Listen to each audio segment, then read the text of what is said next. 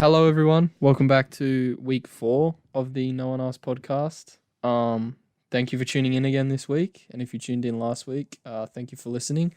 I'm Ethan. And I'm Brock. So this week on the cards, we've got something that we've been meaning to do for last week, but unfortunately had to push back to this week. But we wanted to focus on the team of the decade the NRL released. So 23 legends and analysts voted in and gave their teams of the decade for 2010 to 2019, and it was released last week or the week before. So yeah, we just wanted to give a bit of insight on that and give our opinions on how the team was looking. So what do you think? If you want to list the team, Ethan? Sure, I will. So the team of the decade, the first team is Billy Slater at fullback, Jared Hayne, Justin Hodges, Greg Inglis, Brett Morris, Jonathan Thurston, Cooper Cronk, Matt Scott, Cameron Smith, Jesse Bromwich, Boyd Cordner, Sam Burgess, Jason Tamalolo, and then off the bench, Paul Gallen, Sonny Bill Williams, Luke Lewis, and Jamie Lyon. So a very, very strong squad. Yeah, absolutely. Off the top of your head, is there anyone that stands out you think that you have an issue with being in the team? Well, not particularly. As a Roosters fan, I'd probably make the case for Tedesco over Slater, but that's just because of recent bias. But really, there's nothing else. It's just packed with Queensland stars that dominated for years. So Yeah. I actually think it's a really, really good selection of players. Yeah, I think it's actually really good all around. I think there's a few issues that I don't have a big issue with, but I think are a bit questionable. Like Justin Hodges at centre. Maybe I just missed his prime as it quickly blew by, but I don't know. I don't think he was that great in my opinion, although I'm sure there'll be plenty of people that disagree. So I know about him, but I also have a look, and I don't know who would replace him either. Yeah, that's true. That's probably my biggest issue. There's been a few good New South Wales centres that came through. Even if you wanted to look at Latrell Mitchell, I think if he had another few years, you'd probably make the case for him there, definitely. But there hasn't really been anyone great. Will Chambers, who's made the second team, is good, but he's so hit and miss that I don't think he deserves to be there either. So that was one position I was kind of a bit iffy on. Yep. Well, running with that, actually, I'm surprised that Latrell didn't even make the second team, considering how sort of meteoric his rise has been with. I mean, obviously he's slagged off a bit this year, but he's been a Blues star, and won premiership with the Roosters, and he doesn't even make the second team. Maybe you could make the case for him over Tom Trbojevic on the bench. Yep. But yeah, I think I missed the Justin Hodges prime too, so it must have been really, really short. Yeah, absolutely. But I think there's definitely a case for Latrell, but I think it's just due to the limit of how much he's played so far. Yeah, that's fair. But then again, you also look at Sonny Bill Williams on the bench, who's only played 2 years. He played 2013, 2014 with the Roosters. Yeah. After returning from rugby union again, but he played 2 years and has made the bench for the team of the decade. I don't agree with that. Yeah. I think maybe that's more of the players voting for him in a way. Maybe they thought that he was that unstoppable in the game while he was here, that if he had stayed, he would have, I don't know, maybe still been dominating. Yep. Maybe that's where the players come through, but I'd say the coaches obviously, or whoever else voted, the legends probably take the same approach as you, as that 2 years, because how many votes did he get for the first team? So obviously there was 23 analysts and legends of the game. I don't think there was any current players, if I'm correct, but he got 15 votes. Yeah, right. So 15 of 23 people. I guess a lot of them probably named him on the bench, I'm guessing, but I think that's kind of insane. It is. It is. For 2 years to get into the first team is crazy. Yeah, I know. In my opinion, I think you'd have to play 5 years in the decade at least, just as the minimum to get a vote. But it's also a bunch of professionals and analysts, so you can't really question them too much. And then Brett Morris at 5, I think he's been unbelievable, especially at the start of this. But has there been any better wingers, you reckon? I really don't think so. I look and see Valentine Holmes. Maybe he just got dropped to the second team because he just ditched the NRL. But I mean, Radradra too. He was electric while he was there. But Yep, absolutely. I mean, Brett Morris was solid, and he did make that tackle with a broken shoulder or whatever in that Origin game. So that was pretty sick for New South Wales. So I might be a bit biased there. But I mean, like it is, you could sort of make cases for a lot of these players. But I guess it's just maybe our memories don't extend back to 2010 that well. Yeah, I think he was probably no doubt about the best winger of like the early stage of this decade, and I guess your mind goes missing a little bit to the latter end of it. But even this year, like he's come back and he's been pretty strong. So he's played for the full decade and he's been consistently good throughout it. So I don't have an issue with him being there. Yeah. But are there any other wingers? Like, even this is going to go very wayward, and I hope a lot of people disagree.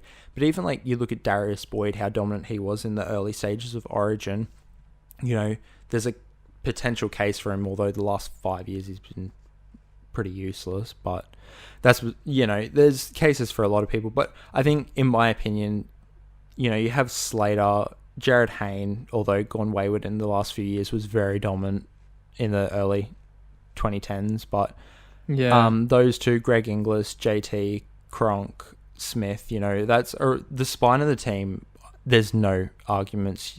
The amount of premierships between them all that they've won, and obviously the Origin dominance. Yeah, I don't think there's any case to be made against them. No, it's not comparable. No, not for the spine. No, and then I think the forward pack's relatively perfect. I don't think I'd change too much about it. Matt Scott, Jesse Bromwich, Boyd Cordner, Sam Burgess, and James Tarleton-Malolo. Like, I think each of them have won a premiership in their time in this decade, and all are very solid for their team. So I love Boyd Cordner. He's the man. At what, though? I think we have a very biased opinion. We probably have two very biased opinions, different ways, though. He just leads the team really well, bro. Like, the way he runs out onto the field is really sick. Yeah, no, he is good at leading from the front, but he's also a bit of a sook. Yeah, maybe. So are a lot of people in the game nowadays, though. Yeah, you look at, to be fair, Paul Gallen, who's made the bench. I think he's one of the biggest whingers there are in a lot of people's eyes. So, it's almost just part of the game now.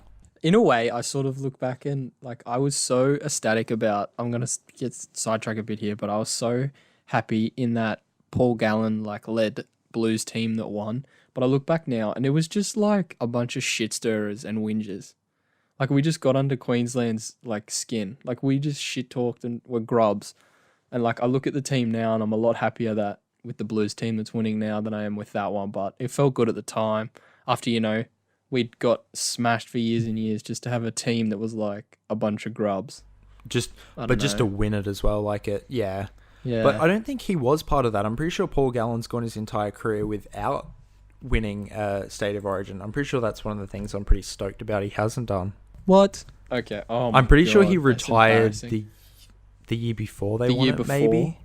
Oh, sucked in, Paul. Yeah, no, unfortunate for him. I'm pretty sure that's the case. Maybe I'm wrong, but I'm just double checking. But yeah, I'll just continue on. Then on the bench, Sonny Bill Williams, Luke Lewis, and Jamie Lyon. I think Luke Lewis has really flown under the radar, but is quite outstanding now. His work he did at Cronulla, he was making interceptions and running the entire field as one of the big boys on the field. Yeah, he was good. And Jamie Lyon, he was great around that 2010 era for Manly. He was unbelievable, but I was surprised to see him here too. Yeah. I would have thought a lot of people would have forgotten about him, I guess, in a way. Yeah. Yeah, maybe. And then the second team is pretty strong too overall.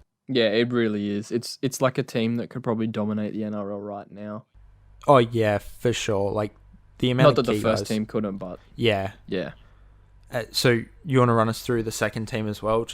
Yep. So from fullback going forward, it's James Tedesco, Sammy Radradra, Will Chambers, Steve Maddai, Valentine Holmes, Cameron Munster, James Maloney, James Graham, Michael Morgan, Jared Ria Hargreaves, Wade Graham, Sam Thaiday, Corey Parker, Andrew Fafita, Jake Trbojevic, Tommy Turbo, and Roger Tuivasa-Sheck.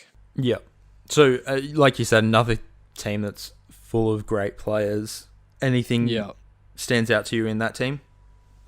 Not really. I think it's really solid. I'd actually really like to see this team play the first team.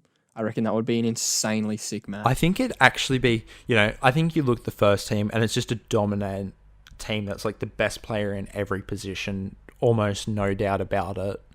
But the second team's full of guys who are slightly not under the radar, but slightly not considered the best.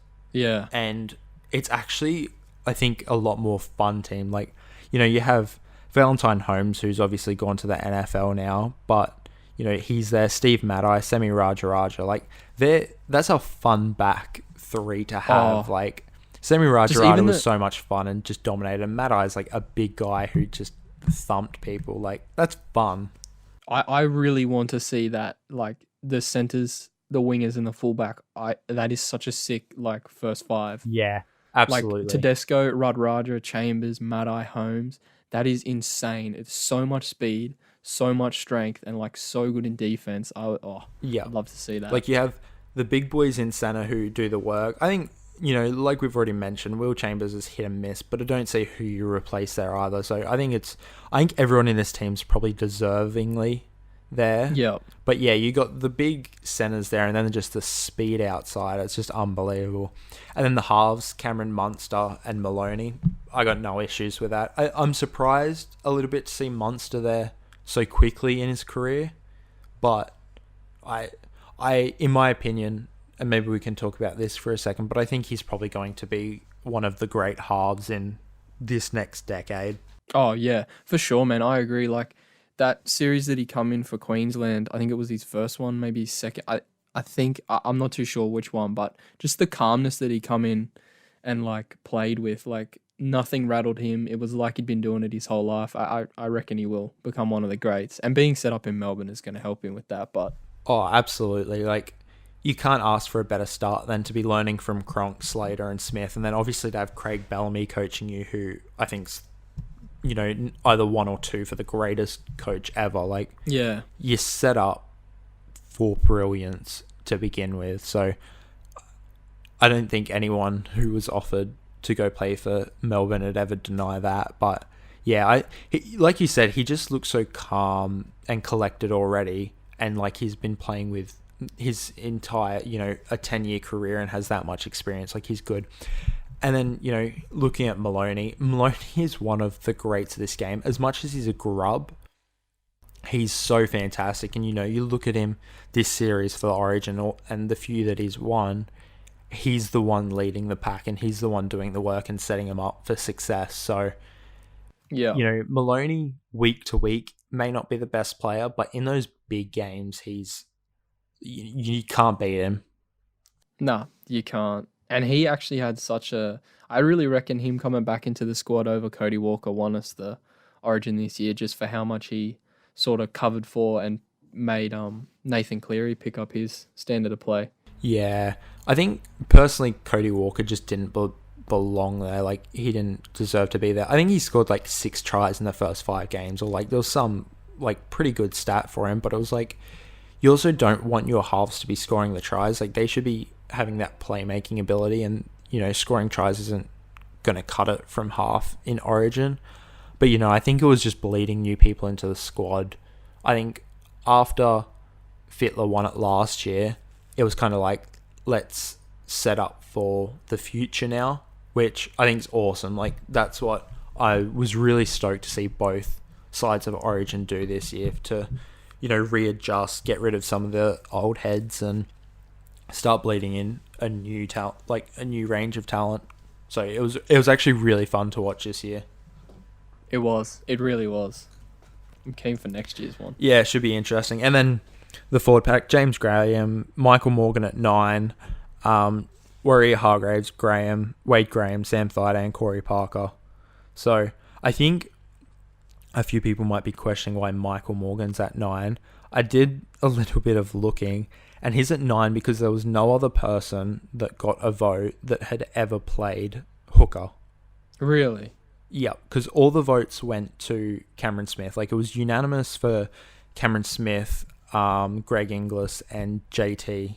They all 23 from 23, and then there was, Slater, Burgess, Tamalolo, Cronk that got like 22, 21 votes. So, but yeah, no other player who'd been voted on had ever played 9 besides Smith and Michael Morgan. I think Morgan only played 1 game there or something as well. So Wow.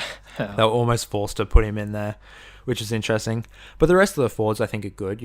James Graham, Warrior Hargraves, Wade Graham, Sam Thaiday, and Corey Parker. They've all had their ups and downs in their career, I think. But, for a few years at least, they were definitely on top of the game. I think a few people that I kind of saw it alongside me had issues with Sam Thaiday and Corey Parker. Like, they thought that was an absolute laugh. But I think, once again, it was that thing of people forget that they were really good forwards on top of their game at the early stages of the decade, not their latter years. To be that dominant early in this decade when they'd played in the 90s too, I think, or at least the early 2000s, is really impressive for those guys, even if we might not remember it, since it was a while ago for us. Absolutely. And then the bench for Fifita, Trebojevic, and Tuivasa-Sheck. I think it was almost surprising, not that you can deny Tedesco and Slater, but like, you definitely think Tuivasa-Sheck deserves to be in one of those two teams. Like, he is one of the best fullbacks running around at the moment and has been for the last 5 years, no doubt about it. But definitely flies under the radar, just I think because he's not Australian and he doesn't get to play Origin. Yeah, I think that's the case, man, because I really have like no opinion on Tuivasa-Sheck because, like, yeah, I just don't watch Warriors games, and if I do, I'm rooting against them. Yeah, that's unfortunately normally the case, but he's pretty much up there for Dally M talks every single season. Like, he's a great fullback, but I think to be a great in the game of league nowadays, you have to play in State of Origin. Like, that is the 3 games a season, obviously of 4 besides the grand final, the 3 games a season that everyone, at least in Queensland and New South Wales, tunes in for. Like, Yeah. that's the series that everyone cares about way more than the regular season. So I think if you want to, put your name in stone for being a greats of all time, you need to dominate in that Origin phase. And, Tuivasa-Sheck obviously can't do that with his New Zealand Origin. Yeah, that's true. Do you reckon they'll ever open it up? Maybe to more states or even a New Zealand rep team? It'd be maybe? super interesting, but it's not like you could put a New Zealand rep team in, because that takes away from the international side of things. Yeah, true.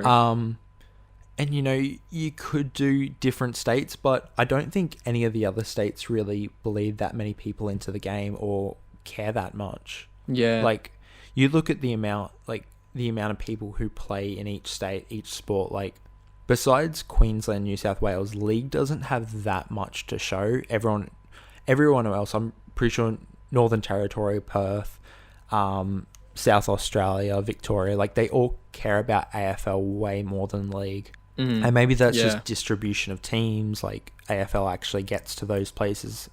But yeah, they don't care. Like, even in Melbourne, like, if you go to Melbourne and you look through sports stores and stuff, you'll find AFL gear everywhere, and Storm stuff is actually hard to find, even though the last 2 decades they've, had such a dominant dynasty. They just don't really care that much. It's just not the sport of choice. Wow, that's surprising. And that just goes back to what we said last week about how the states are so different in the sports that they're interested in. Oh yeah, absolutely. It's crazy. Yep. And then the bench for Fifita, Trebojevic's brothers, and Tuivasa-Sheck, like, that's solid again. Fifita is dominant as much as he's awful to watch. Like, he's one of those hated players by many. Yeah. But he's good at what he does too. And then you're definitely going to disagree with me on this, and I'm sure a lot of people will. I don't like either the Trebojevic brothers. No, I agree, man. I don't think they've done shit. Yeah. I thought as a New South Wales supporter, you'd definitely have a lot to say against that. Oh, mate, I like them when they're in New South colours, but I can't stand them in those friggin' Manly colours. I can't stand Manly Yeah, at it's all. either you hate or love Manly, and unfortunately, we're both on the former side, and we're not fans. Let's put it that way. But I don't know.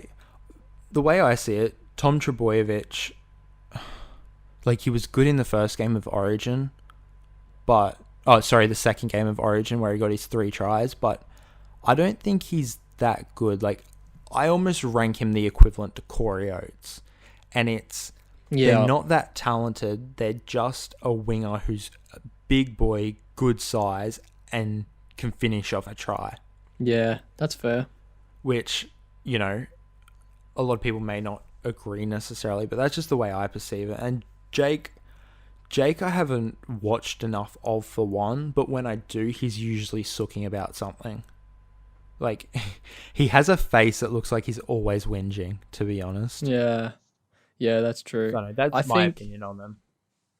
I I think out of the two of them, I think Jake's definitely been the more consistent one. Yep. I think you could argue for Jake to be in this team, but I just, yeah, I don't think either of them really deserve to be in, considering, you know, Tom's 22.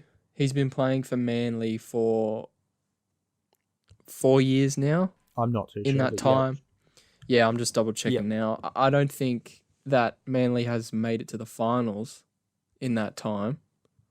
That No, they, 2013, I think? yeah, or at least a deep run anyway. Yeah. Yeah. And I think Jake's pretty much the same. Jake's been playing since 2013, so he's a bit more established, but He wouldn't have been still, it's outstanding back when he started his career, I'm guessing. yeah. I see. He didn't even start playing for the first grade team until 2015. Yeah. So you just look at it and you wonder, like, they've obviously just got in off the back of their New South Wales dominance, but Yeah, I think mean, that's probably what it is. It's, you know, you got the New South Wales analysts who love them now and seen how good they were the last 2 seasons in Origin, and that's probably where they get their votes from. yeah, I think it is. It has to be. Otherwise, well, you can't justify them just being in for Manly. So Yeah, I think you're right. And then a few kind of honourable mentions, I guess. You got like a few Manly boys, Glenn Stewart, Anthony Watmo, who were really good back in their day but fell off. But you can understand them getting a couple votes. David Clemmer's there with 2 votes. Latrell Mitchell got 2 votes as well. Shout out Latrell. Yeah, besides, you know, what we said, he's only been here for a couple of years. He's still got a couple votes, which is as much as, like, you know, a few people who did make it. Like James Maloney only got 2 votes and a few people like that. So he potentially could have slid in on the bench, but hasn't. Then you got a few guys like Manu Vatuvai and Jordan Rapana, that have got 2 votes each. And then there's a lot of people with just a singular vote. You know, you've got a bunch of Queensland forwards and Benji Marshall's in there and a few people like that. And did Big Petro get a vote? Sorry to interrupt, but did Big Petro 7 Asiva, did Big Fella get a vote? So that is the interesting thing we, you know, discussed a little bit. So on 1 vote here, you know, there's pretty sensible people here like Josh Papali and Kieran Foran and Tyson Frizzell who have been good year in, year out. Dane Gagai, like, pretty good. Darius Boyd even has a vote. But sliding into all this, Petro Sevenasiva and Darren Lockyer have both got votes.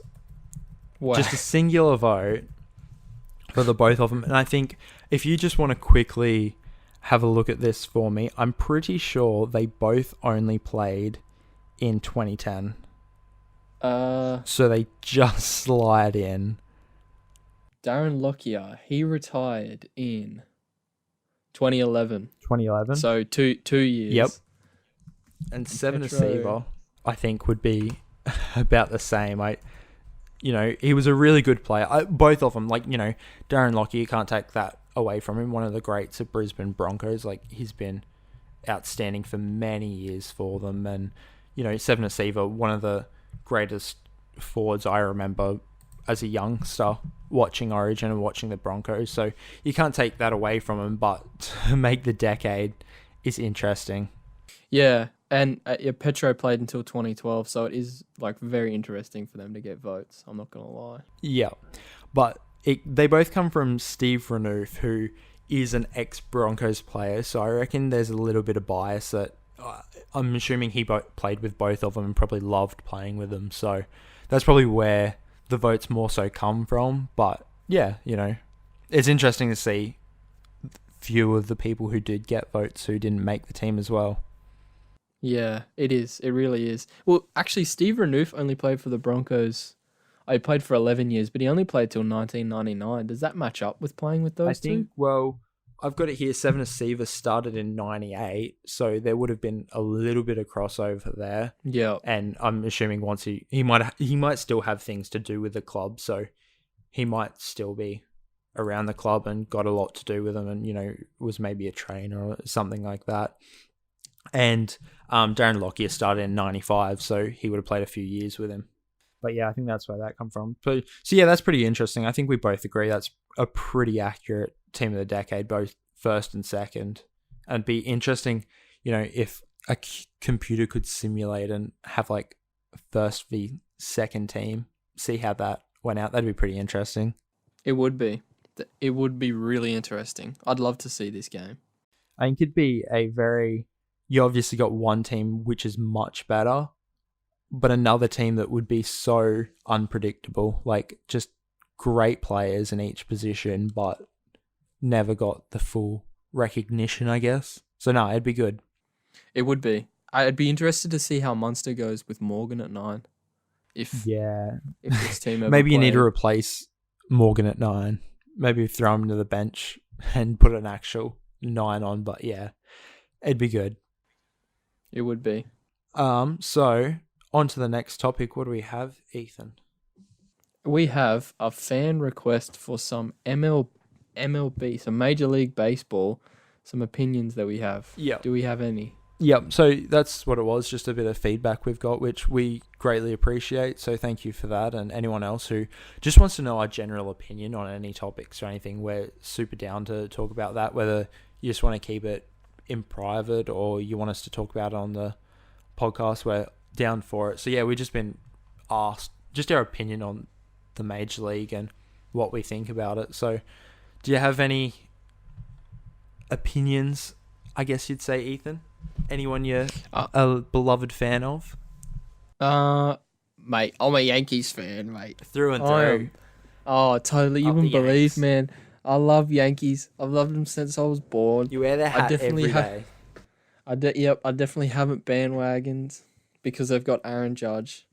Yeah, I'm probably the worst person to ask about this because I have a very short attention span. So even the cricket struggles sometimes to keep me entertained. But I mean, I like the idea of baseball and I like the sound it makes when someone hits a home run. Yep. But I haven't had the time or got the chance like I did with the NBA or the NFL where I was channel surfing just to sort of get into baseball in a way. But I will say that the way that they use stats and analysis really, really fascinates me about the MLB. And that's one of the reasons why I really want to get into it. But I sort of just haven't had the time or the interest, to be fair. But go Yankees. Up the Yanks. But I definitely agree with the analysis. I think it was one of the sports that really took analysis to the next level and has grown that in the game, which is super awesome. But I don't know, I look at Major League Baseball, and it's good to watch, but it goes for way too long, and in every regards. So pretty much typically, there's 162 games in a season. So that's pretty much 50% of the year you're playing a game. So I think it works out, you're pretty much playing 3 days a week for many weeks. Like it goes for like 9 months or something. You're playing baseball for, which it's just a long time to be keeping up with it. And then, you got 9 innings. Like the games just go forever. Like you usually looking at a 3-4 hour game, if I'm correct there, but they're even longer than NFL, which people don't say they normally don't have time to sit there and watch. So yeah, there's a bit of a bad taste in your mouth about that. But I think there's too many games. And the biggest thing that I don't know if a lot of people know that I find super interesting but don't necessarily agree with is that they play, those 3 games in a week, but those 3 games in a row will all be versus the same opponent. Yeah. So I actually don't like it because I've watched a little bit over time and it pretty much seems it's like let's just say, for example, game 1 against this opponent, you'll both use your first teams, go out hard, and you both try and win it. Second game, one team will play their first team, the other will play their second team, and it's an easy win. And then third game, the team who originally had their first team will now have their second, and it switches over like that. So pretty much in each of these 3 games, you're pretty much going 2-1 normally. Of even the team which is much worse is still picking up a win. So, you look at the standings and, I don't know, you look at like the Pittsburgh Pirates, who I'm a supporter of, unfortunately. They're like they're last in their division, but they're 57-77, like wins and losses. Wow. So you've still got a .425% winning record, even though you suck, essentially. Which is just odd in my eyes, but it's the way it's always been done, and it's the way it's always going to be done, so you definitely can't falter the way it works. But for me, baseball's kind of like, if a game's on, I'll play it in the background while you're doing something else. It's not your main focus, and I pretty much check in every month of the table, see where everyone's going until the playoffs, and then I start to pay a bit more attention. You're following who's winning each game, and the actual World Series is really good to watch, in my opinion.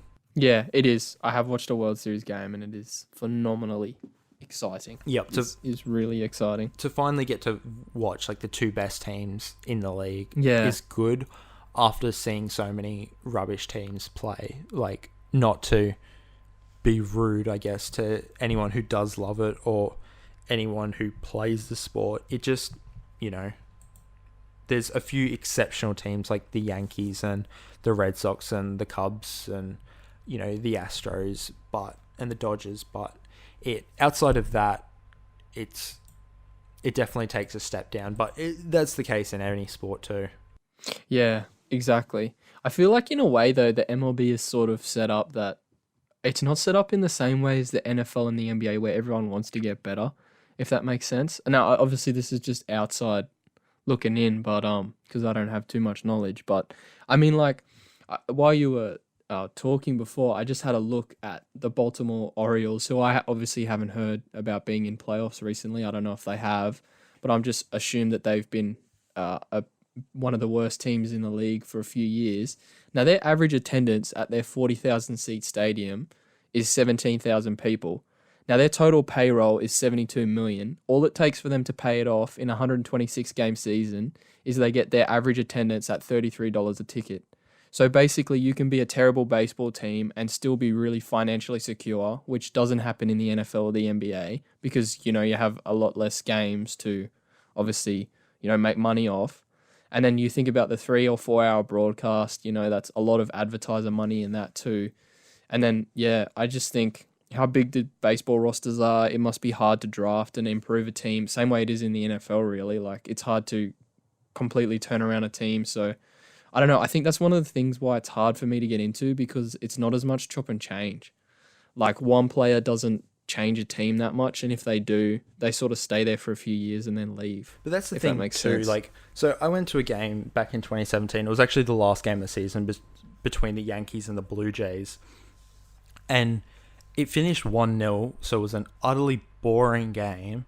Yeah. But any game of the Yankees in specific that I've watched since, so Aaron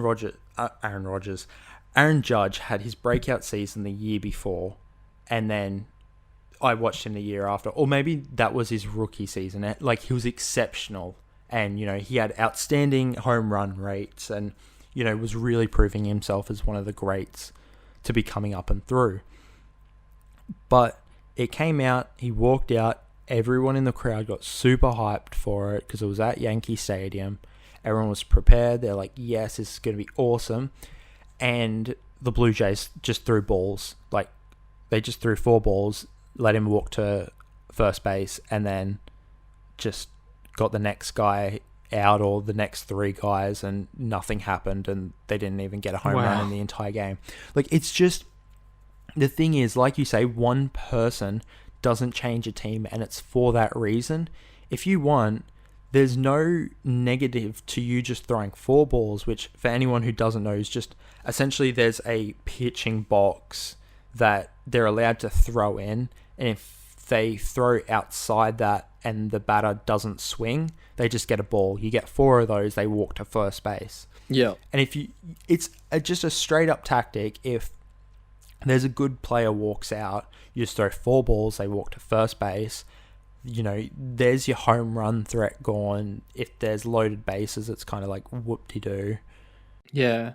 And it's just like, yeah, we'll move on and get the next guy out, and that's not even going to matter, which is, you know, kind of rubbish, but it is. yeah. And you compare it to the NFL where you have to come in and make a play. Yeah. And the NBA where you have to come in and make a play. You know, you sort of can be a financially viable team with a shit team. You never have to improve. Like, it's tough. Yeah. So, yeah, I'm not too sure. Like, both of us aren't huge fans of the game. Like, we watch it here and exactly. there. But, yeah, I don't know what it takes to rebuild a team. Like, I don't know if this is correct, but it kind of seems like if you're a good team, you stay a good team for a long time. And if you're a bad team, it's hard to grow through the ranks. Yeah. From what I've seen. Like, it's the historically great people like the LA Dodgers and the Yankees and those type of people. Obviously, the Cubs went many years without a World Series, but since they won it, like, they're consistently up making deep playoff runs. Like, it's kind of just like, if you're good, you're good and you'll consistently be good. And if you're bad, good luck. Whereas the NFL's like, you know, you look at the Browns, for example, who 2 years ago, well, like over 2 years, they went, 31-1? Yeah. Or something. 1-31. Like, they lost 31 games, only won 1 over 2 seasons. But now, 2 years later, people are talking about them potentially for Super Bowl, which we'll get into later in our predictions. But some people are thinking they're going to go that far after 2 years of rebuilding. Like, that's what makes NFL so great, that a team can have such a huge turnaround so quickly. And maybe it's the same in the baseball. Like, you just get one guy out of college who's great, that isn't Russell Wilson or Kyle Murray, and decides to go play NFL. Yeah. And, you know, it does change your team. But, you know, the way I saw it with Aaron Judge, it doesn't seem to be the case.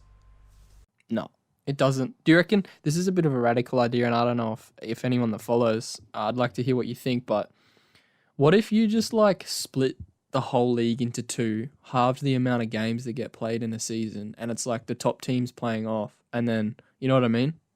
Like, the top teams play off for the World Series, and then maybe the second division plays off for promotion, if that makes sense. Yeah. So you mean, obviously they got 2 conferences, but you mean split it up into like first division and second division? Sorry, okay. Yeah. Yeah. It's certainly viable, and I think it'd make it much more interesting. But it's also, the thing with American sports is, when do they ever change? Like, Yeah. it's such a tradition, it's such a historical game that you don't see things like that change.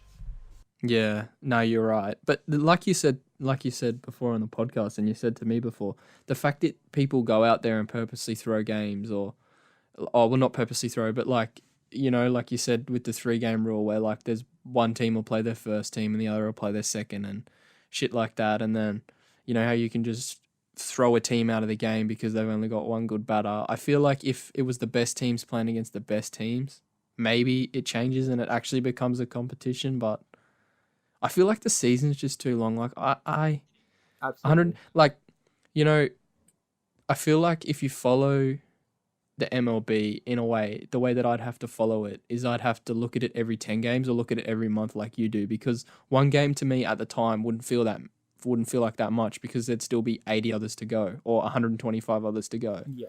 But then, you know, you look back at the end of the season and all those losses start adding up, but it doesn't feel exciting at the time because it's one loss and you've still got 70, 60, 50, like shit tons of games to go. So yeah, I don't know. I am interested in it, but yeah, I just obviously don't have enough to speak on it that thoroughly, I guess, Yeah. without it being too opinionated. Yeah. So I think in both of our opinions, ideally you'd like to see a much shorter Yeah. season, but I don't think that's ever going to change. And Nah, you I know, doubt it. I think people love it the way it is, so there's no question about it. It's just, I think it's hard to get into, especially overseas, where like we don't really have much baseball or softball here, like to Yeah. like lead us into it, and it's just, it's hard to get into when you're not born in a city, and you learn to love that from the moment you're born, I guess. Yeah. Even culturally too, because I guess you look at the same way cricket is. Like, I don't think anyone else outside of us or England or the other nations that play or that are big in cricket, it's like no one really sort of gets into it because Yeah. it's just like it's not in the culture in a way. Absolutely. So yeah, I think that's But just the way it is, but yeah, I don't think there's too much you can do about it. So I think we get into, our more so passion of the podcast and get into the predictions for the AFC this year. yep, big switching to NFL. Nice segue, my dude. Very speedy, very quick. Thank you. We're straight cut to the point, not drag on for excess of hour-long podcasts. That's not what we do here. No, we never go over an hour. We keep it strict. Keep it.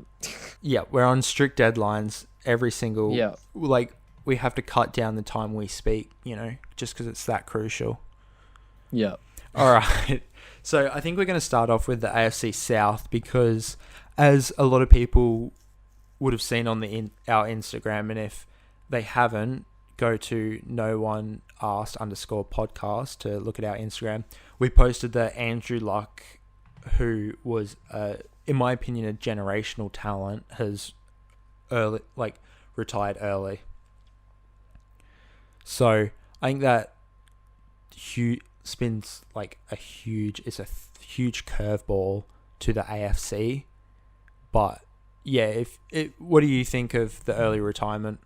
Well, I was doing some uni work on Sunday, and I decided to take a break, and I was just laying down, cruising my phone, and then I get a notification pop up that said that Andrew Luck has informed the Colts that he plans to retire. And I thought, oh yeah, this will be like, it's a negotiation tactic or it's like a typo or something. And then I clicked on the notification, I go in and it's like dead set serious and it just starts filling my feed. And really, I completely understand why he did it because he's sick of having to. So just for a bit of background for people, Andrew Luck was the Colts' #1 pick after they let go of their older franchise quarterback, Peyton Manning, and they picked up Andrew Luck in the draft. And for years and years and years, he carried them to places that that team shouldn't have been going, behind a terrible offensive line. There was years where he was the most sacked, if not he was the most hit quarterback, or he was at least in the top 5.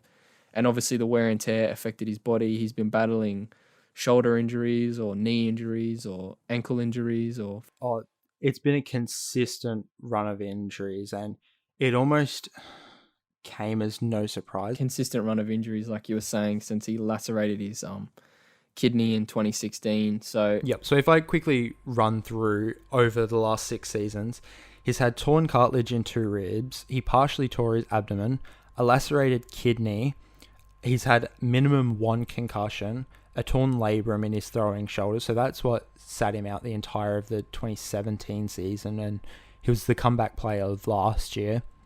And then now currently he has this, which is still kind of a mystery to everyone, this calf or ankle issue that he's been trying to get over. And then he came back to practice, I think, or maybe it was one of the I think it was just a practice. It wasn't even a preseason game that it seemed to get worse. And yeah, he's come to this conclusion. I don't blame him on because seeing my brother who did his knee, fractured one of the bones in his knee, the rehab process is so drawing on a person who, like, particularly like a lot of these NFL quarterbacks are guys who want to be the best and want to work. And when every season you're getting injured doing something for someone else and you're never getting any help, and then it's just rehab and it's my body's not working the way I want it to.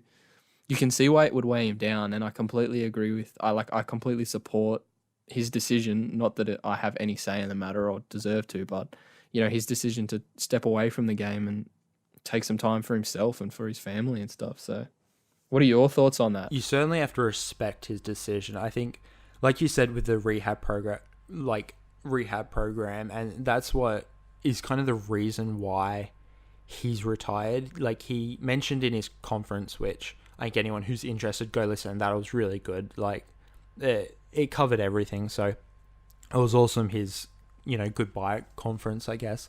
But he went through the fact that he's consistently playing. Like he plays and then he gets injured. Then he starts rehab, going through all this pain for rehab. Comes good, plays again, then gets injured, goes through pain, has to go through rehab, and it's a consistent cycle. And like you said, it's just a vicious cycle, and it was so mentally draining on him that it's gotten to this point that he's forced to retire. And like he's a smart guy, like he was at Stanford, so he's got the intelligence side, and I think he has a future outside of football. I'm not really sure what it's in specifically. Yeah. But he has a future outside of football that I think it was by far the smartest decision from him. And there's a few people who have issues with it, I guess, and think it's quite poor of him. But there's so many people in support and completely understanding of why he's made this choice. I guess the thing that it's sort of off, not really off topic, but I guess I'd really like to see whether I don't think it'll happen, but I'd like to see whether he takes like a 2-year sabbatical in a way and then comes back. I don't think it'll happen, but I would love to see him take 2 years off, properly heal, not NFL off-season heal. Yeah. And just come back. But I don't think he will. I really think, obviously, like you said, he went to Stanford, Ivy League school, and he's got like a major in structural engineering or something. I really feel like... architecture. Oh, architecture, my bad. I feel like just with his personality and the way he is, that he'll just dip and you'll see him working in Indianapolis or something for some, engineering company or I don't know. But I guess to sort of make a comparison, I might float something out there, but I'll get your help with this, Brock, to sort of make a comparison that more people will understand, particularly ones that aren't as into NFL. Andrew Luck retiring at the age that he's at, with his team in the condition that it is, like this could have been a Super Bowl team essentially for the Colts this year. Yeah. Potentially even a Super Bowl winning one. It's probably like, I'm not too sure. Maybe it's like Jack Whiten maybe with the Raiders. I don't know if that's a good comparison. I'd say Cooper Cronk, but Cooper Cronk's in a bit of a different position. But I mean, to the playing standard and what they do for the team and how good the team is right now, I reckon that's a fair comparison. Age aside, I reckon this is Andrew Luck retiring would be like if Cooper Cronk just decided to retire at the start of this season when he said he would play. But it's like 5 years ago. Like Luck is 29 years old, and that's extremely young for a quarterback. Like you look at Tom Brady, who's a freak of nature, but he's 42 years old, and most good quarterbacks are now about 36 area. Yeah. So he still had like 2 full contracts left in his career, and he's retired. And yeah, it's like they were not even on the come up, they were already there. Of the next 10 years, I think the AFC was going to be decided between him and Patrick Mahomes. Yeah. Like it was one or the other that was going to be making the Super Bowl every single year. So, you take the statistical odds, if one of them are going to make it every single year, he has like a 1 in 4 chance of winning a Super Bowl each season he walks into, almost. Like obviously there's a lot that can change with that, especially with Baker Mayfield on the come up, but like that was kind of the scenario we were starting to head towards. So it's even like a Tedesco who's been in the league for the last like 5 years, but still has another 5 years to go, retiring now in a good team. Yeah. So yeah, it is. It's a crazy scenario, and like you said, for a team that's now in a lot of people's eyes going to be challenging for Super Bowl or at least conference final, it's a huge surprise to see him retire with the condition the team's in. So it's extremely sad, but good luck to him with the rest of his future. Like whatever he does, I'm sure he's going to be successful at. And like you said, I'd love to see him come back in a few years because he might not be done playing football.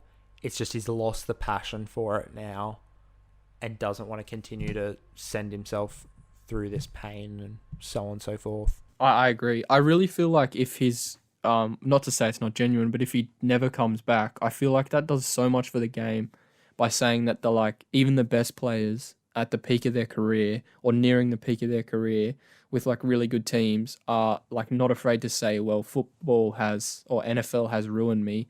I need to get out of the game because I feel like that'll bring so much change to the NFL with concussions and medical treatment and Yeah. like the culture of rushing back players even if they're not ready. And I obviously I understand that the players are grown men and they do get a say in whether they play or not, but I guess yeah. But it's just monumental the amount of money that he's really leaving on the table. Like you said, he's 29 right now. That's at least two more contracts. Like, you know, if his O-line stayed solid, he could have played another 10, 12 years. He's really, like the Colts owner said, he's leaving $500 million on the table Yeah, by absolutely. retiring at this age, Absolutely. which is monumental amount of money. So it sort of shows how genuine he is. Not that he wouldn't be anyway, but like he needed to do this and he did it for himself, and for that I praise him. Yeah, really. like he next contract would have probably been, I don't know if you agree, but he probably would have been looking towards like a $40 million contract. Oh, for sure. Absolutely. And that money's only going to increase on his second contract. So he's looking at 40, let's just say to 50 million in a few years. Yeah. 40 to 50 million for the next 10 years. Yeah, exactly. $500 million he's losing out of doing this. That shows how honest he is. But I think we should probably skip into the predictions a little bit and move forward with it.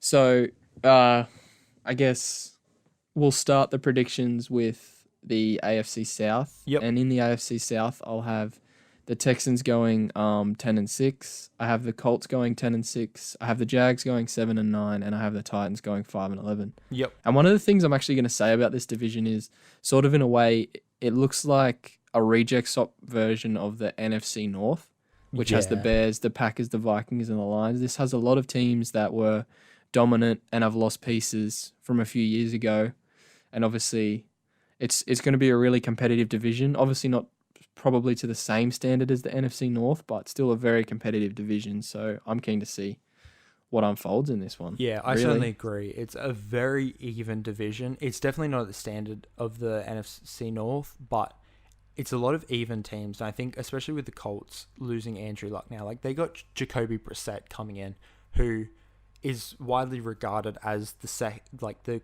best backup quarterback. So they shouldn't. They're going to lose a few games here and there, and I actually have them with a big drop. But they're not going to be the worst team in the division or in the league all of a sudden either. So I have Texans going 9-7, Jags going 8-8, Colts going 7-9, Tennessee going 4-12. So I think, in my opinion, Mariota's had a huge drop off this off season, and where he should be progressing and getting better, it seems to be he's getting worse.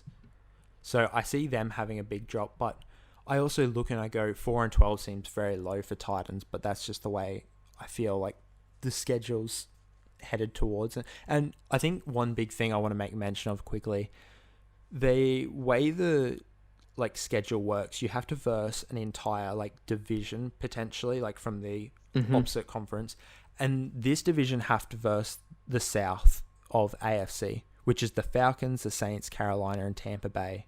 We've said Tampa Bay is relatively bad, but Falcons and New Orleans are some of the best in the entire conference, in the entire league, and Panthers are good and bad depending on if Cam Newton's healthy. So there's a lot of easy predictions you could call losses for this division, unfortunately, just because they're versing that side of the NFC. But then, yeah, overall, I think that's the way I see it going. I think Texans are better than 9-7, but I think their schedule just goes against them. I think the Jags just pick up, with Nick Foles and the great defense they have. I think I only had them going about 6-10 or 7-9 area, but with the Colts dropping off, I think they get those 2 wins now. So I think there's a few changes that were drastic for Colts, but I think the competitiveness and as such is relatively the same. Yeah, no, that's fair. That's a really good point. I I really think the Jags might actually jump the Colts now that Andrew Luck's gone. But I'd really like to see, because this is a really good Colts team. I'm really hoping that Jacoby Brissett just comes in, slots in. Maybe he does the same thing that Nick Foles did with the Philadelphia team. Obviously, it's a bit different since Foles only did it over 4 weeks, and then obviously took him in the playoffs. The playoff run as well. Yep. But I mean, I'd love to see it if Brissett could just slot in and do a job, even if he just had, and then the Colts team sort of carries him to the playoffs. But I mean, in the same regard, imagine if the Colts just threw away the season, did terribly, and got like a really high draft pick and picked up an elite quarterback. Like maybe they're right back in it, but is it worth the risk? I don't think they're bad enough to do that. Yeah, I think that's the problem. We discussed this earlier, and that'd be fantastic if they just tanked this season and got Tua next season, who's the biggest up-and-coming quarterback in college at the moment. I think we both agree on. And, probably in the offseason we'd get more a bit into detail with him. But that'd be great. But Colts, I think, are a team that is an amazing all-rounded team with no notable players. Yeah. So I see them as like let's just say the Raiders in NRL. They've got a really good team, but they don't have anyone outstanding, like a huge name that just changes the game. Like they don't have a Smith or a Cronk or a Tedesco or a Maloney or a Damian Cook. Like they don't have anyone like that who's just miles above the rest. Like they're just a well-balanced team that's coached well. Yeah. And, it's very equal. And that's not to say they don't have stars either. Like, you look at the Raiders, they've got Croker you can make a case for. The fullback this year, I forgot his name. Like, the Colts have Darius Leonard, and they've got Quentin Nelson, who's my favorite offensive lineman in the league. And then, obviously, they had Andrew Luck. But, yeah, you're right. Like, they're a team like the Raiders who doesn't have that generational talent or that guy who makes the team. They're just a really, really solid team overall. And it shows when they play and they win, because that's how they win. It's not like one guy carrying or one guy doing really well. It's the whole team does well. Yeah, where you compare to like the Texans, you have Deshaun Watson, who's unbelievable and a great scrambler, and DeAndre Hopkins, who didn't drop a catch the entire season. Yeah, like you have that quality in the Texans, or the Jacksonville, the Jags have some of the best defensive players in the league at the moment. So yeah, that's the fun part about the Colts, that they're just a well-balanced team that works well. Yeah. All right, and moving on to the East, the division who hasn't had someone else win besides the Patriots in it for who knows how long. How do you see that going? I have the Pats going 11-5. I've got the Jets going 8-8. I've got the Bills going 5-11, and I've got the Dolphins going 4-12. Now, I genuinely think the Dolphins are the worst team in football this year, but I think if I've got them winning 4 games, I think there might be schedules where they play the Cards after coming off a bye, or the Cardinals coming off thumping. So, I mean, really, I wouldn't be surprised. The Dolphins are just watch out for them to be drafting high. Bills at 5-11 disappoints me, because I really like what the Bills have, but I just think Sam Darnold in year 3 or year 2, sorry. I know year 3 now, year 3. And obviously the addition of Le'Veon Bell, and then they've added some pieces on defense the Jets have. I think that makes them a lot more competitive, and I think that's where the Bills will drop some games in the division play. Yep. But, then moving on to the Jets, I just don't think they have enough yet. I think by the time it takes the Jets to get good around what they have right now, Le'Veon will be retiring. Or be on the decline, and I think that's the sad thing about it, is unless the Jets go full into tank mode, which they're not really like the Colts, but they sort of are a team that's too good to tank or too good to lose games to get high picks. So absolutely. I feel like the Jets will go 8-8 because they just don't have enough. I mean, Le'Veon will do well. I reckon Sam Darnold will do well, but outside of that, I just don't think they have enough. And then obviously the Patriots are the Patriots. Everyone knows who the Patriots are. They'll go 11-5 or 12-4 or 10-6 or 14-2, whatever you want. They'll win over 10 games though, and just do what the Patriots do.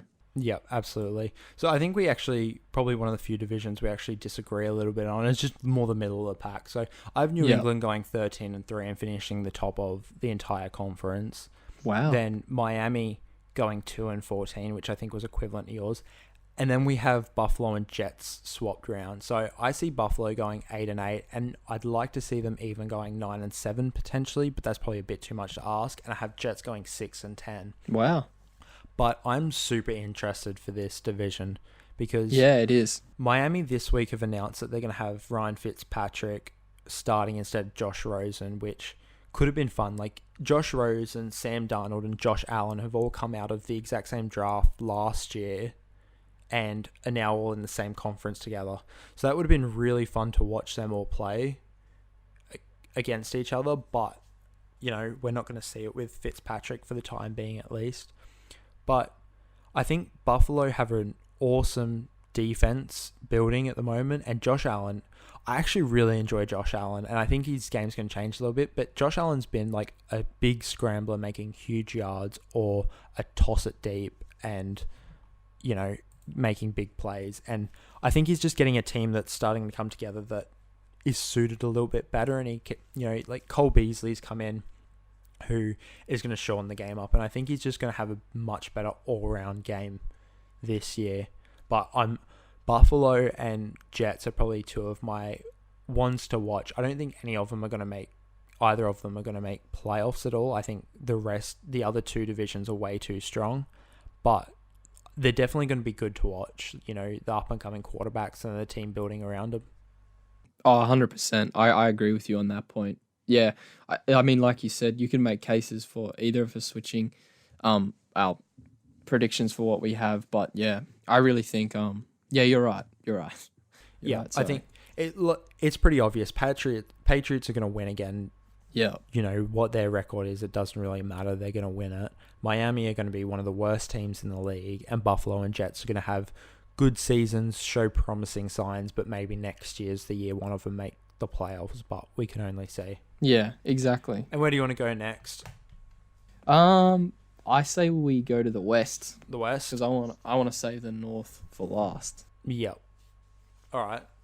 So I have the Chargers going 14-12, the Chiefs going 13-3, Broncos going 5-11, and Raiders going 4-12.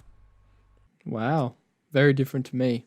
Okay, but I like it. You yeah. Tell me what you think of yours first. Well, I think we'll just quickly get off with the Raiders. You know, shout out to my father who's a supporter. They suck. Just simply, you know, it's going to be a really interesting season. Antonio Brown's come in and they have 3 first-round picks. Josh Jacobs, their safety, I can't remember his name right now, and Clelin Ferrell. Jonathan Abraham. Yeah. Abrams, yep. It's going to be interesting to see them change, but I think they need more time. Like, it's not going to be it come together and they're going to have a positive winning record this year. Yeah. I don't think they have that capability. Broncos are, you know, they still have a good defense, and Philip Lindsay's come in who's solid, and like they're a good team. No, they're not a good team. Like, they have some key players, but they're not a good team. And the biggest issue for both Raiders and Broncos is Chargers and Chiefs are far too good. That's the biggest issue. And I think this is time to change, but I think it came down to the last game of the season for me of how Chargers and Chiefs finish. I think Chargers, in my opinion, are the most all-rounded team in the entire league. Like, they have it everywhere, even with Melvin Gordon holding out, which I think he's going to do for the entire season. I don't think Melvin Gordon's going to play a single game, or he'll come back when he's forced to, like he's obliged to from his contract. That's my opinion on that, but I still think they have such a good team outside it that they have playmakers everywhere, and it's not going to affect them tremendously. But I do look at the 14-2 and think maybe that's a bit high, but they are just that good too. And then the Chiefs are on the same page. Like, I think whoever's going to finish at a Chargers and Chiefs, you know, top, it's going to be very close. Like, it's a really interesting division battle between those two. But I think it just came down to the last game of the season of who wins it in that division, because it's Chiefs play away at Chargers, and I think whoever wins that game is going to win the division. Yeah. No, I agree. I reckon it's well. Actually, interestingly, I agree with you now, but these predictions that I have for the AFC West, I'm just going to say I don't like it. What I've predicted because I did this a couple of weeks ago. I have the Chiefs going 12-4. I have the Raiders going 9-7. I have the Chargers going 9-7, and I have the Broncos going 6-10. So, I mean, I'm buying in. I want to let everyone know I'm buying in on the Broncos and the Raiders. I am. They're not making it out of their division, but I mean, this is actually You're all there for support. yeah. Just for storylines in a way, this might be one of the most competitive divisions. Just because you look at the Broncos' defense and you wonder, well, they've got Von Miller and they've got a couple of pieces and they've got Bradley Chubb. Like, how much can that do against the Chiefs? Which the answer is nothing. But Yeah. it's a storyline. And then you look at them against the Chargers too. They won't do anything, but it's a storyline. And then obviously the Raiders having shipped away one of their best, what is a generational talent they had in Khalil Mack, shipping him to the Bears, which got them all these picks that helped them get Antonio Brown, and how he's going to click with Derek Carr. I mean, I'm buying in on them. I don't expect them to make playoffs. I don't think they will. But yeah, I just think that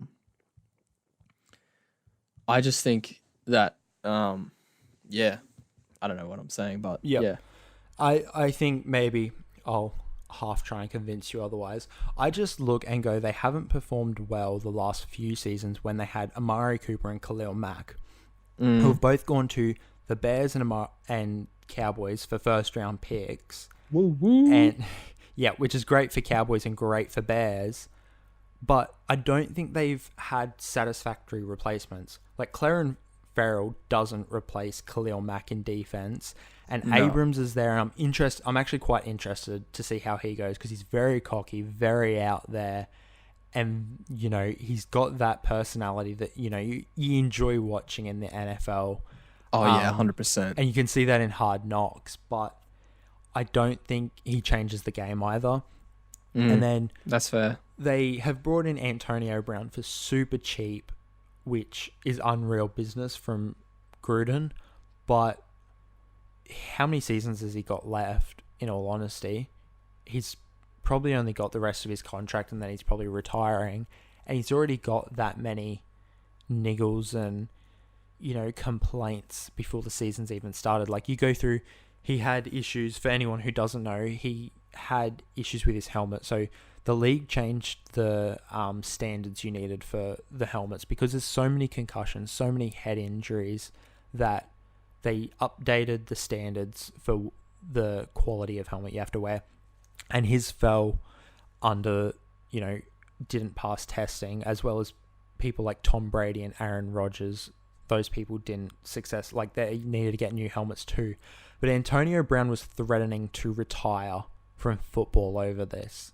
Like, Yeah. for so many people, it was something so minor. He threatened to retire. And then obviously, like we mentioned in one of the first podcasts, the injuries to his feet, which he's recovered from, and he should be set, full ball for week 1. But, there's a lot of dysfunction in the locker room in Raiders, in my opinion.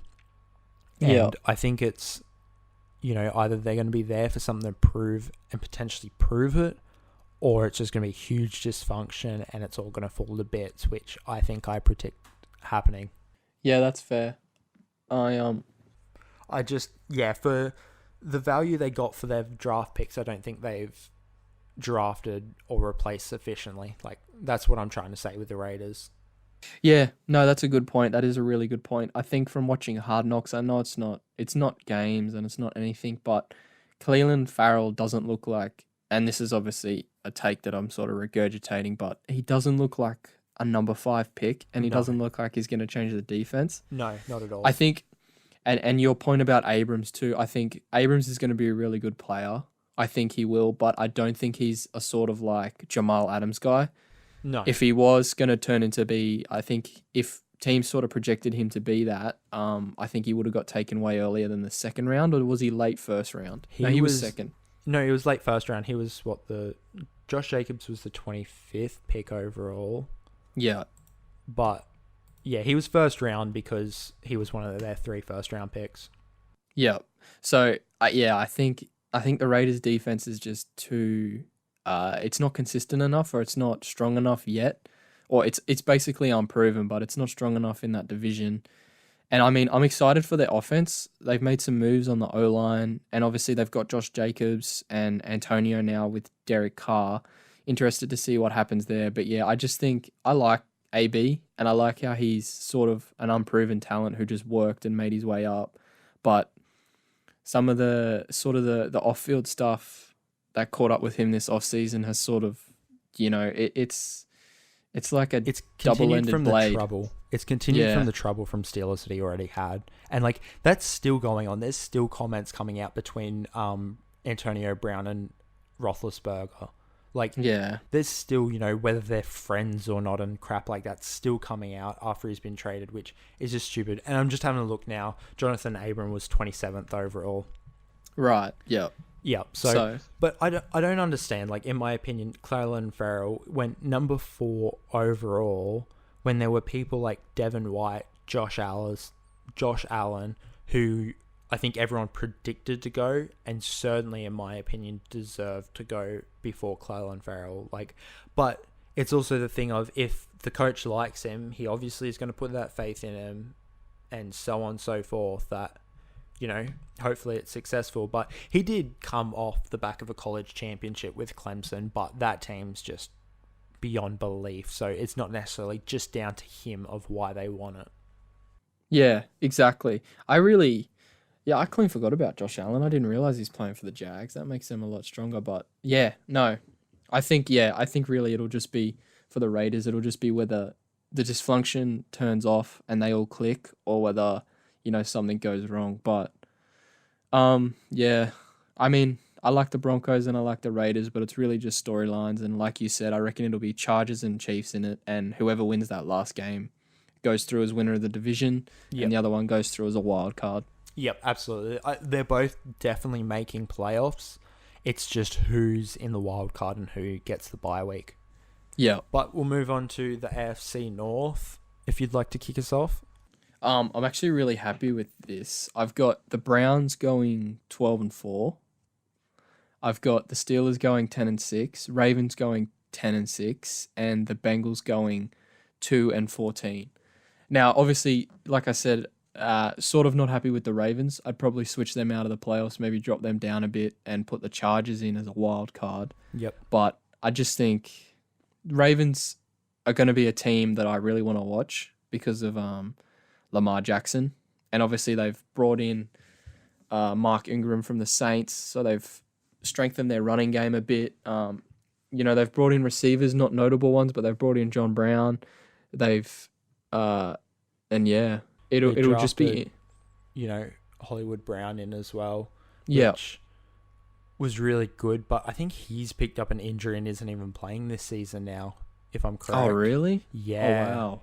So and even like Earl Thomas, I don't know if you made mention of him. Like they've made a lot of good signings. They've had people go the other way too, but they should be interesting. I'll just quickly run through my predictions, and you said you were happy with yours. I'm certainly unhappy with yours. But I have Pittsburgh going 12-4, winning the division. Cleveland going 10-6, Baltimore going 8-8, and Cincinnati going 2-14. Yeah. I think go ahead. Yeah. Sorry. Yeah. I'll just say I think it'll be Browns and Steelers coming out. I'm surprised that you have the Steelers going 10-4. Even though they are your team, just because they have a really, really. I think it's going to be a rough transition from, AB, Juju, Le'Veon, and Big Ben to, Big Ben and just Juju. And I think the first 4 games are really, really tough for them. Yep. But, I mean, obviously, still a very strong team, great coaching. Devin White's look like a weapon, and adding him to that Steelers is just, I reckon that's going to be really OP. So, I mean, yeah, 12-4 is doable. Obviously, I think my 10-6 is more realistic, but I mean, Yep. either way, they're making the playoffs. Yep. I'm absolutely happy to say that I'm biased and so on and so forth, but it's a few games in specific that I can predict. It's probably the Seahawks game and the Pats game that we differ on. And Yeah. I might quickly go in a little bit, but just running through, I think we can both agree Cincinnati's one of the worst teams in the league, but they're a lot better. But currently they have AJ Green, their main wide receivers, out for 6 weeks, I think it is. Yeah, 6 which weeks. really hurts them. So that takes away a lot of their aggressiveness and their offense. Baltimore are great, but I just think this division's so hard this year that they don't run away with a really good record. And being top spot last year, I think they have a tougher schedule in comparison. Yep, true. To the rest. So true. I think that hurts them a little bit. And then, I think we both agree either way it goes, it's going to be Pittsburgh and Cleveland going through wild card and division leader. And I think there's a few games in specific, like they're both versus Patriots. It's if one of them wins that, that changes the season, and just a few games like that. I have to give, I can't give credit to Cleveland, but Cleveland have a great back run. Like from week 11 to week 17, they probably have the easiest schedule to the playoffs. Yeah. They have 2-3 hard games, in my opinion, but that's against Baltimore, which I have them winning because it's at home, and then 2 games against the Steelers, which I have them winning 1 and losing 1. Yeah. But the rest of it's 2 games against the Bengals, Cardinals, who we've predicted to go 3-13. The Bengals, as I said, Miami 2-14, we've said, and Buffalo is a very maybe 8-8, a bit lower team. So they have one of the easiest runs to the playoffs out of any team in the league. So that I only see them dropping 1 game in the latter half of the season. Wow. But I think you're right. I think that's one of the things I love about the NFL is that they make it. I think it's selective in that they make it easier, or depending on how the team performed last year, that's how they pick the schedule for this year. So you play teams that finished near you last year, and I think that's obviously benefited the Browns here with, like you said, they have a very easy run home because they just missed playoffs, but they were good enough that they could have if they had played Baker the whole time. So I mean, I'm all in on the Browns. I want to see OBJ do well. There has been no talk of OBJ now that he's not in. Obviously, Antonio's taken a lot of the spotlight, but I mean, there's been no talk of OBJ now that he's not in a big city market in New York, which I find very interesting. But I mean, I think I'm keen to see OBJ and Landry and Chubb and what's the running back's name? Kareem Hunt when he comes back, and Baker, of course. I'd love to see how they all click on offense. But their O-line worries me. That's what it comes down to. It's whether or not they all click together. But everyone thinks everyone's around the hype now, and like I said earlier on, people predict them to potentially be pushing towards the Super Bowl, which I'm just not on board for and don't. I'm not for that hype, but a lot of people are. But the thing is, since OBJ's rookie season, I think he's only just over 50% of games played. He's injured quite often, or he's having trouble off field or things like that. I don't think it's going to hurt the Cleveland too much, but I think it gives a reason for some of the hype to go away. That's fair. OBJ is either outstanding or not to be seen, and I think he's going to be outstanding a lot more than he's not to be seen with the Cleveland Browns because he's really got something to prove. Yeah. But I just don't think all the hype should be there, that is. But they're a good team nonetheless. It's, a big, look and see if Baker Mayfield can step up on his second year in the league. And, they got their rookie coach, Freddie Kitchens, which I'm just not sold on either. Compare him to Pittsburgh with Mike Tomlin, who is, a relatively good coach, and there's been trouble off field with him, but, with Antonio Brown and so on and so forth, but it definitely is a better circumstance than a rookie head coach that's never played in the league before. Yeah. No, exactly. Good point. That's fair. So I think that summarizes our picks. What do you think playoff-wise? How do you see that going? Well, probably I go Chiefs win, Browns, Pats, Texans, Steelers, and then Chargers or Ravens now, I reckon. Yeah, I reckon. Oh, I reckon it'll be Chiefs Pats again in Yep. the AFC, and then yeah, whoever gets the flick of the ball, like we were speaking about earlier before we started recording, whether Pat Mahomes can learn to control, and not that he doesn't already, but like Pat Mahomes is such a special talent that Yeah. when he was playing against the Patriots last year, the Chiefs were down by a touchdown with 5 minutes to go, and this normally is a high pressure situation. For anyone who does it, this is like normally a really high pressure situation. Pat Mahomes walked out onto the field.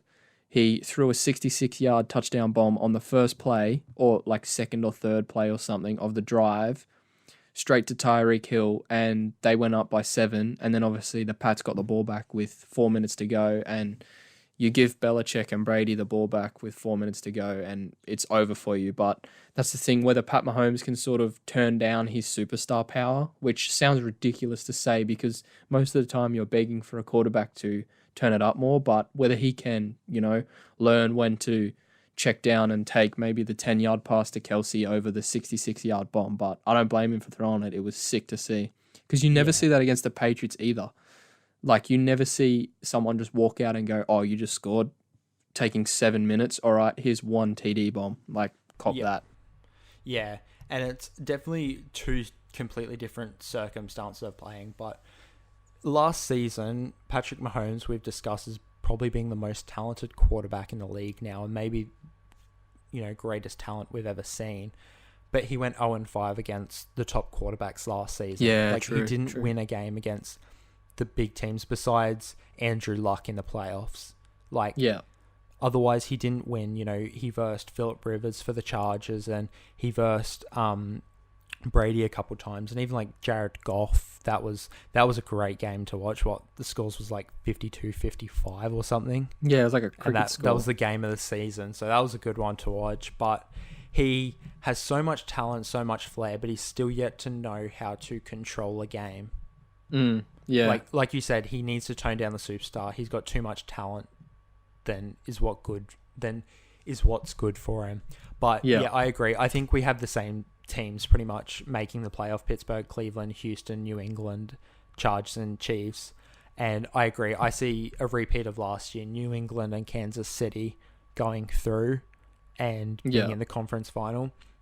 And according to my predictions, and this could change, but I have New England finishing above Kansas City in seed, which means in the playoffs they'll be playing at home. And oh, yeah, good point. If Chiefs are going to Foxborough to play the conference final, I don't see them winning. Like, this is one of the most elite tiers of people who have beaten Tom Brady and Bill Belichick at Foxborough. I think in the playoffs there's only three Really? quarterbacks and teams who have ever done it, which includes Peyton Manning, I'm pretty sure it's Peyton Manning who's one of the greatest ever to play the game. Joe Flacco with the Ravens, who I think that was the year they won it. Yeah, I think it was. He got MVP, and that was his rookie season, I think. Yeah. So there was that, and then there's a third guy, and I can't even remember who it is, but it's a very limited tier of people who have ever done it. And if you're going off the talent of Patrick Mahomes, I think he can do it, no doubt about it. But I think the coaching ability behind Bill Belichick and New England, chances are they're already planning for this game before the season even starts. Yeah. No. So I agree. I think once again we're going to see New England in a Super Bowl, and that's really sad and unfortunate to say, but I just don't think I see it any other way. Yeah. No, I think you're right.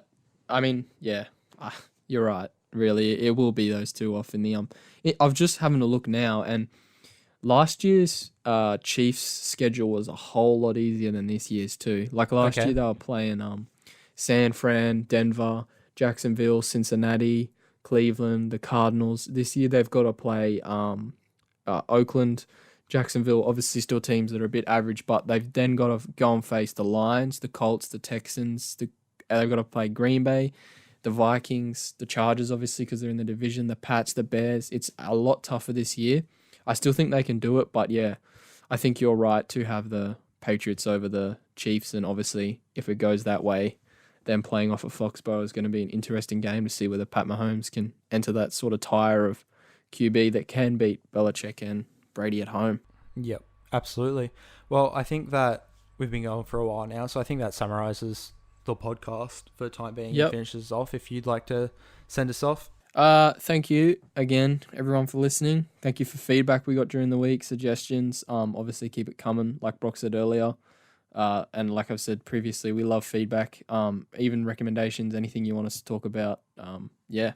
So thank you. Yep, and like Ethan just said, if there's anything you want us to talk about, or even if something like just in like DMs that you want us to share our opinion on, or what we think about anything, like we're all for it. We're down to just have a chat and just talk to you guys if you want privately, or if there's anything you think there's a good topic that you want us to bring on the podcast, like we're down for it and we're super happy. But yeah, keep the feedback coming. We absolutely love it. Even the criticism's fun. Yep, I agree. Fantasy draft tomorrow. You keen? Yes, fantasy draft tomorrow. We haven't actually spoken about it too much, so we might give it a few minutes here. Obviously, this is going to be coming out post-draft, so I guess next week we might actually do a little summary on how we think we went and who's probably looking the strongest for the season. That could be pretty interesting, but good luck to everyone who's drafting tomorrow. There's a good bunch of you, so hopefully, it's going to be fun. Well. Yeah, it's going to be a lot of fun. It's going to be interesting to see who ends up in the playoffs at the end of the season. Oh yeah, I'm gonna sound like a loser, but this is the first time I've played in a fantasy league where I'm not running another team. Like I'm not running two teams to fill in the league so that I can actually play. So I'm keen. Thank you to everyone that signed up. It's awesome to have a bunch of random people, too, like people that I didn't expect to sign up. So thank you guys. Yeah. Keen for the draft tomorrow. It's good. No, absolutely. And awesome. I think that finishes us off. Peace, homies. Awesome. Have a good one.